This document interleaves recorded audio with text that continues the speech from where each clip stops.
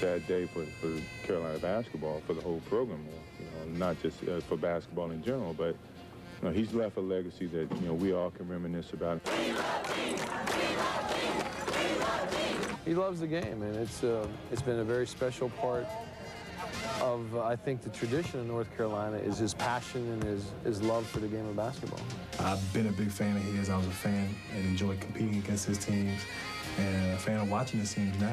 And he's just a credit to basketball, the things that he's accomplished. One guy asked me one time about taking his place, and I said the shoes are going to be huge on the court, but they'll be impossible to fill off the court.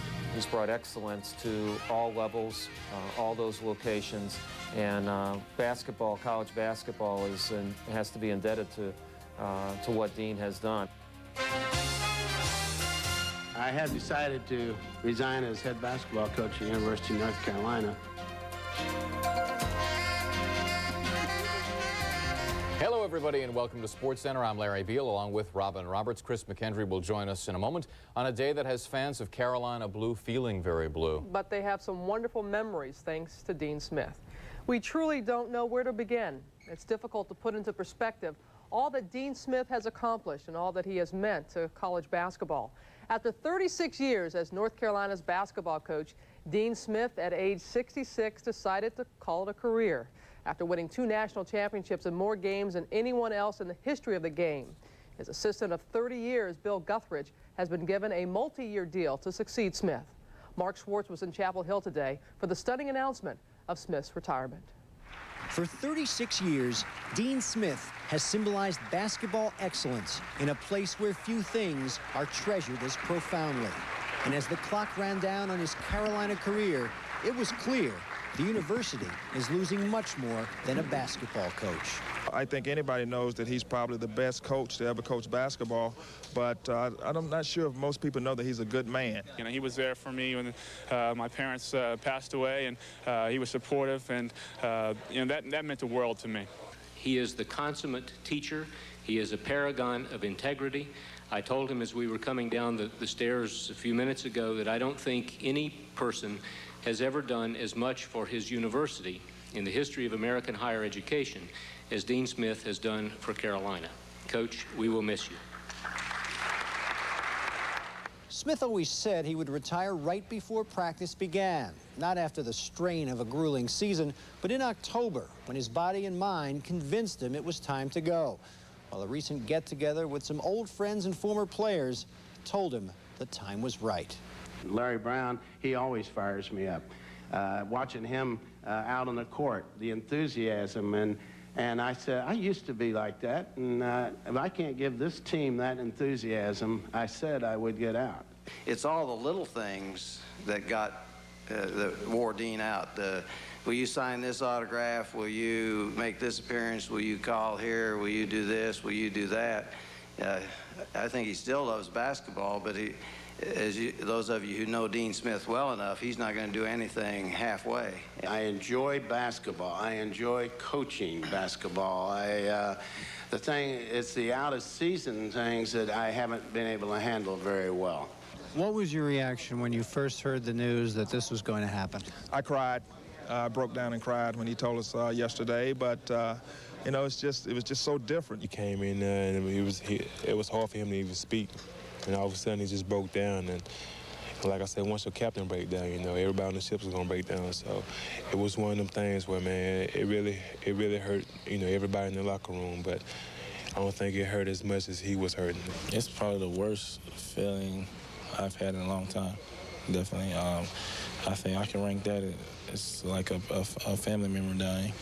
What will you tell your grandson when he asks you about Dean Smith? He was probably the most important person to have an influence on my life.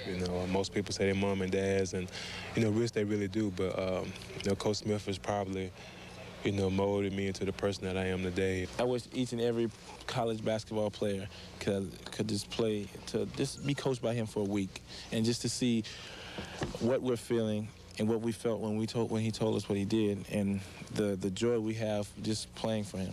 As I talk about the situation now, it brings tears because, like I said, you're not losing a coach, you're losing a special person in your life.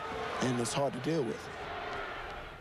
This is why Dean Smith is considered the dean of college basketball. No one has ever won more games or appeared in the NCAA tournament than Smith. And en route to winning 2 national titles, he also recorded the most 20-win seasons and top 10 finishes. The measure of Dean Smith's greatness and impact goes far beyond those numbers. In 1966, just 5 years on the job, Dean Smith signed Charlie Scott to a scholarship. Scott was one of the first African Americans to receive an athletic scholarship from a Southern school. Dean Smith made a difference in the lives of many. I think he's like a second father to me. I mean, at the time that I was going into the university, I never really left home before, and my father and my mother instilled the confidence in him to take Michael Jordan or myself to another level, away from the game of basketball, but in terms of making sure that I get an education. And they embodied that trust with him, and certainly he did that and fulfilled that. And I think that's something that became a special part of my family. I have the ultimate respect for Coach Smith. Although I went to Duke and he's at Carolina, and those are 2 big rivals. The 4 years when I was in school, and even now, and as a professional, Dean Smith has remained real close with my family, sending letters, Christmas cards every Christmas. A Carolina guy doesn't do that with a Duke guy, but that just shows you the kind of class person he is. Well, they'll still be among the best teams in the country. They'll still sell out the Dean Dome, but North Carolina won't have the Dean on the bench anymore. Bill Guthridge will now call the shots, and while there was initially some question as to whether Guthridge would wear the title interim head coach, ESPN Hoops analyst Dick Vitale told me today on ESPN News that Guthridge is not just there to keep the seat warm for somebody else next year. I think the bottom line, many people will agree that Bill Guthridge has earned the right to be the head coach at North Carolina. I'll tell you this, Eddie Fogler and Roy Williams and also Bill Guthridge went out of their way, and Phil Ford included, to try and talk Dean Smith into coming back. Just like a lot of people are unaware, to show you the unselfishness you talked about, Larry.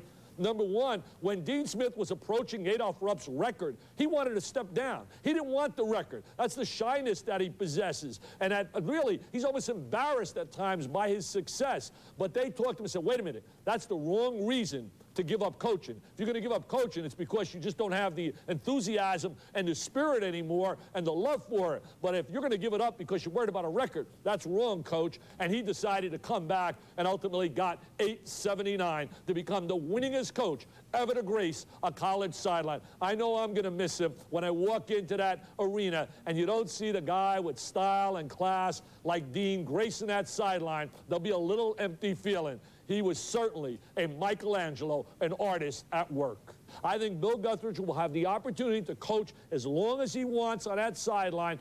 I'm even getting reports from people that it may be a 5-year deal for Bill Guthridge. And Dickie V is right. He has received a multi-year deal, Bill Guthridge, to coach the Tar Heels, and we will have much more on Dean Smith's retirement throughout the hour here on SportsCenter. Well, it was bad enough for the Florida Marlins that they lost yesterday to the Braves. Now they've lost their top pitcher, Alex Fernandez, for the rest of the NLCS. Fernandez, who won 17 games during the season, has a torn rotator cuff. It's serious enough that he might miss all of next season.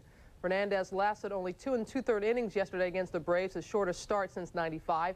He'll be replaced in the starting rotation by rookie Livan Hernandez in Game 6 against Atlanta in the NLCS. Well, were the Indians emotionally exhausted from their series with the Yankees, flat in Game 1 of the ALCS against Baltimore, or were they just flattened by Orioles pitchers Scott Erickson and Randy Myers? Either way, the Indians send Charles Nagy to the mound to even things up tonight in Game 2. Jimmy Key will get the call for Baltimore. Neither pitcher was especially sharp at the end of the season or in their division series appearances. With a look ahead to Game 2, here's Bonnie Bernstein at Camden Yards standing by with Orioles catcher Lenny Webster. Lenny, the Orioles led the AL East wire to wire. You only gave up 11 runs in the first 5 postseason games.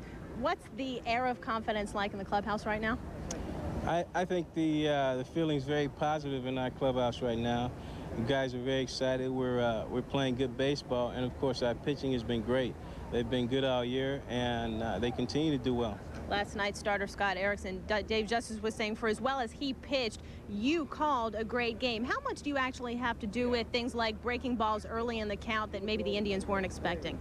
Well, basically, I'm back there suggesting pitches, but Scotty determines what he wants to do. But I have a good feeling of what pitch he wants to throw at a given time, and my job is to get him in a rhythm as quickly as possible. And tonight, we got him in a good rhythm early, and he was able to stay in a rhythm throughout the game. Lenny, thanks. You are not Jimmy Key's battery mate tonight. That'll be Chris Hoyles. Key will be facing Charles Nagy with the Indians. Back to the studio. Thanks, Bonnie. Nagy versus Key in Game 2. Neither pitcher was sizzling in his last dozen starts. Key went 1-9 at home in that span. Hasn't won at Camden Yards since May the 7th. Nagy went 3-4 on the road in his last 12 starts, an ERA over 4. But he is 9-5 lifetime against the Birds. Robin? NFL news now. The Cowboys' Leon Lett has applied for reinstatement. Last December, Lett was suspended for violating the league's substance abuse policy. It's up to NFL Commissioner Paul Tagliabue as to whether or not to accept or deny a player's application for reinstatement. Now, if Lett is allowed to come back, he could join the Cowboys in time for their Monday night game against Carolina, December 8th. Other news from around the league, there is a warrant out for the arrest for Baltimore running back Bam Morris. The arrest warrant is part of an attempt to revoke his 10-year probation on a drug conviction. Morris consumed alcohol and failed to report to his probation officer several times. He is expected to turn himself in early next week. And the quarterback shuffle continues in Chicago. Rick Meyer has been demoted to third string. Eric Kramer will start for the 0-6 Bears Sunday against the Packers. And the Chargers' John Carney is expected to miss his third straight game with a strained right knee. San Diego plays Kansas City a week from Thursday. There's no mystery to that decision. Dean Smith wants a life away from practices, away from recruiting, away from all the stress. At age 66, it's his time to enjoy life off of the court. Well, what has the Dean meant to basketball and the Tar Heels that he coached? That is tonight's cover story. There's not a single North Carolina player or assistant coach that worked for him that makes a major decision in their life without checking with Coach Smith. He's still in contact with each individual. He still has a hand in what we do in life. He's still a father figure to all of us. He was the second father to me, as well as he's the second father to a lot of Carolina players. And what does Dean's departure mean for current Tar Heels like Antoine Jamison? That's ahead as SportsCenter continues. Also, Ryan Klesko's clout helped the Braves split the first two games of the NLCS with the Marlins. We'll preview Game 3 in Miami. And on the ice, Eric Lindros throwing his weight around. But what will the NHL do about it? Find out in Nightlights. SportsCenter is brought to you by the Newspaper Association of America. It all starts with newspapers. The very thought of you, and I forget to do the little ordinary things that everyone ought to do. It's just the thought of you, the very thought of you.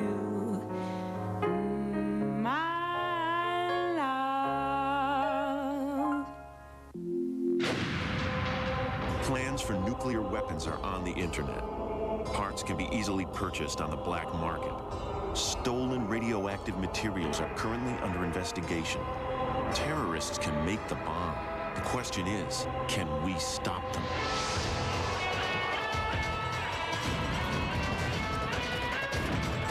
Nuclear strike.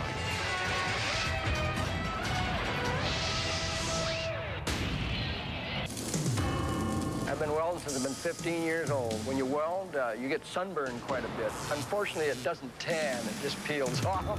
Hell, when you're walking around on your feet, you're on those at least 8 hours a day here. That's a third of your life you're standing on your feet here at work. Wolverine DuraShocks, the world's most comfortable boots, guaranteed. And if you wear them home, you wear them for 16 hours because you go out in the yard and wear them and everything else. Wolverine, boots and shoes since 1883. Wolverines are pretty damn good boots. No one appreciates the youth of this nation more than I do. I've led them onto the field of battle, and they've performed heroically. I personally believe there's no better way to prepare children for the future than by reading to them. Start while they're young. Bring the news of the day into their lives. Read a newspaper to your child every day. Encourage them to read. It's a habit that will serve them well for the rest of their lives. Encourage your child to read a newspaper every day. He's simply the greatest team coach I think there ever was. He cares about people. He's a great communicator. He's a tremendous competitor, and he's an unbelievable teacher. Dean Smith leaves at the top of his profession. His only losing season was his first. Good thing the Tar Heels gave him another chance after that first year. He's the only person who held Michael Jordan to under 20 points, one of the 51 pro players he has coached, and the number I'm sure Dean Smith is most proud of, his 97% graduation rate. Hockey news now. Eric Lindros is 6'4", 230 pounds, and he's using the old Nate Newton line about making people feel his mass. But that's part of the game, and the NHL is not reviewing the Lindros hit on Rob Niedermayer last week that left the Florida Panther forward with a concussion. The Panthers complained about the hit. They sent the videotape to the league office, which leads us to last night's Flyers game and another little love tap from Lindros in our nightlights.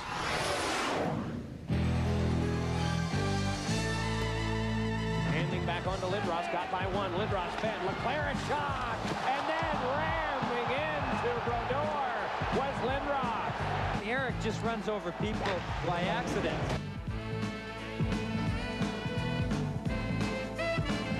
The youngster goes down there off a great goal, pulls it in front, score! Matissov jumps in. Here comes Doug Waite on Mike Richter.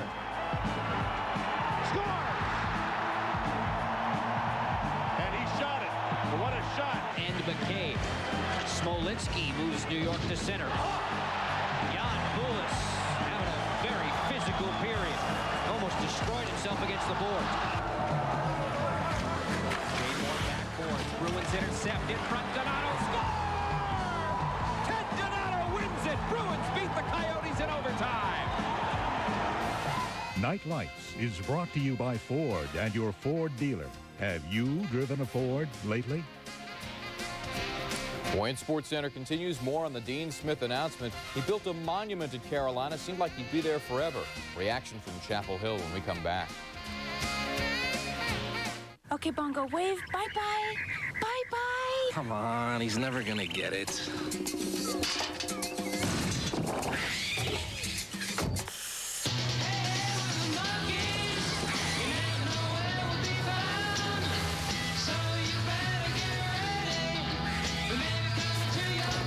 Will you look at that?